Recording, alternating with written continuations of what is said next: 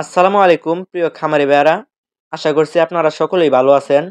তো আজকে আপনাদের মাঝে আরেকটা বিষয় নিয়ে আসলাম। তো দেখেন, গরুর খামারে অনেকগুলি সমস্যার মধ্যে আরেকটি সমস্যা হলো গরু যদি হিটে না আসে, এটা একটা বড় সমস্যা। তো গরু যদি হিটে না আসে তাহলে আপনারা কিভাবে হিটে আনবেন, কিংবা আপনারা অনেকেই আছেন আমাদেরকে বলে থাকেন যে ভাইয়া, গরুটি কেন হিটে আসে না। আমি একটি বকনা গরু কিনে নিয়ে আসছি, সেই বকনা গরুটি অনেক দিন যাবত আমি লালন পালন করতেছি, কিন্তু গরুটি হিটে আসে না। তো দেখেন, গরুর খামারে কিন্তু আপনাকে পরিচর্যা সঠিকভাবে করতে হবে। আপনি যদি ভুল পরিচর্যা করেন তাহলে কিন্তু আপনি গরুর খামারে সফলতা পাবেন না। তো সর্বপ্রথমে যে এই বিষয়টা বলবো, এটা হলো আপনারা সঠিকভাবে পরিচর্যা করবেন। এখন বলবো যে আপনারা অনেকেই আছেন সঠিকভাবে পরিচর্যা করতেছেন, কিন্তু তাও হিটে আসে না। তো এটারও কিছু কারণ আছে। আপনারা হয়তোবা একটু ভুল পরিচর্যা করেন। তো ভুল পরিচর্যাগুলো নিয়ে আজকের এই ভিডিওটি। তো ছোট একটি ভিডিওর মাধ্যমে আপনারা অনেক কিছু জানতে পারবেন। তো চলুন, কথা না বাড়িয়ে মূল বিষয়ে চলে যাই। তো প্রথমে আসি, আপনারা গাভী কিংবা বকনা গরুকে কি ফিড খাওয়ান। তো দেখেন, গাভী অবস্থায় আপনারা গাভীর ফিডই খাওয়ান, ঠিক আছে। তো এই বকনা অবস্থায় কিন্তু অনেকেই করেন কি, যে সারের ফিড খাওয়ান। যেই ফিড দিয়ে আপনার মোটা তাজা করা হয়, সেই ফিডটি কিন্তু আপনারা খাওয়ান। তো এটা করবেন না। এটা করলে আপনার ক্ষতির দিক আছে এবং ভালোর দিকও আছে।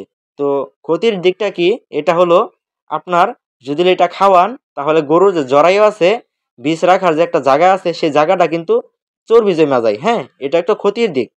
আবার ভালোর দিকটা হলো, যদি আপনি আপনার হাড্ডি সার বকনা কিনে নিয়ে আসেন তাহলে কিন্তু আপনি মোটা তাজা করতে পারবেন।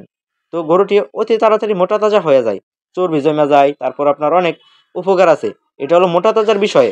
তো আপনি চেষ্টা করবেন, এই বকনা অবস্থায় যদি আপনি গরুর খামারে যদি লং টাইম টিকে থাকতে চান, তাহলে আপনার সর্বপ্রথমে গাভীর ফিড খাওয়াইতে হবে। বকনা অবস্থায় গাভীর ফিড খাওয়াবেন, যেহেতু বকনাটি হেঁটে আসবে, তাই আপনি গাভীর ফিড খাওয়াবেন। আর যদি আপনি মোটা তাজা করতে চান তাহলে আপনি ষাঁড় গরুর ফিড খাওয়াইতে পারেন। তো আপনি অবশ্যই গাভীর ফিড খাওয়াবেন। তো এটা গেল আপনার প্রথম ভুল। আপনারা প্রথমে যে ভুলটা করে থাকেন, গরুটি হিটে না আসার কারণ, এটাই কিন্তু প্রথম কারণ। দ্বিতীয় কারণটি হলো, আপনারা অনেকেই আছেন সঠিক সময়ে সঠিকভাবে আপনারা কৃমির ডোজ করাইতে পারেন না। অনেকেই আছেন কৃমির ডোজ আপনার ৩-৪ মাস পরে করান, তারপর ৬ মাস পরে করান। এটা কিন্তু ঠিক না। আপনার জানতে হবে যে কতদিন পরে আপনার কৃমি ডোজ করাইতে হয়। আপনি যদি সঠিকভাবে কৃমি ডোজ না করান তাহলে কিন্তু গরুটি হিটে আসবে না। এই কৃমির ডোজের কারণে কিন্তু অনেক গরু হিটে আসে না। তো হিট ঠিকই আসে থাকে, কিন্তু এই কৃমির ডোজের কারণেই, এই কৃমির কারণেই কিন্তু গরুটি হিটে আসতে পারে না। তো আপনারা অবশ্যই চেষ্টা করবেন কৃমি ডোজ করানোর জন্য, তাহলে ইনশাল্লাহ আপনার গরুটি হিটে আসতে পারে, আল্লাহ যদি চান। তো এখন আসি যে আপনারা কতদিন পর পর কৃমি ডোজ করাবেন। আপনারা ৩ মাস পর পর কৃমি ডোজ করাবেন। ৩ মাস, আপনারা ৩ মাস পর পর কৃমি ডোজ করাবেন। তো দেখেন, কৃমির ডোজ কিন্তু কয়েক প্রকার। একটা হলো ভরি আছে, তারপর আপনার ইনজেকশন আছে।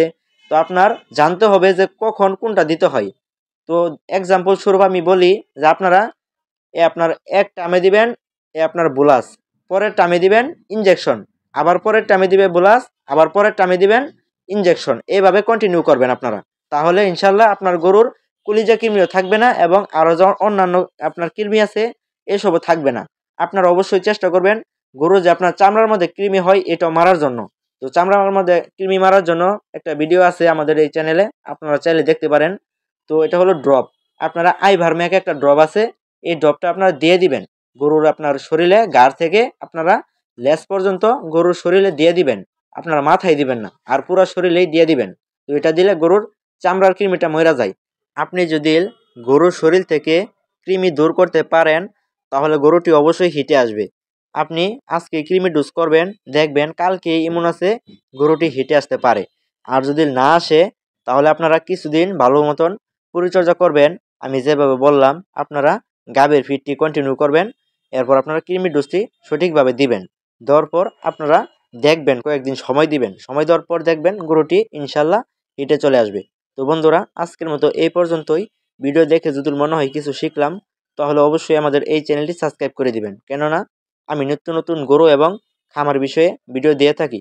তো সবাই ভালো থাকবেন, সুস্থ থাকবেন। আসসালামু আলাইকুম।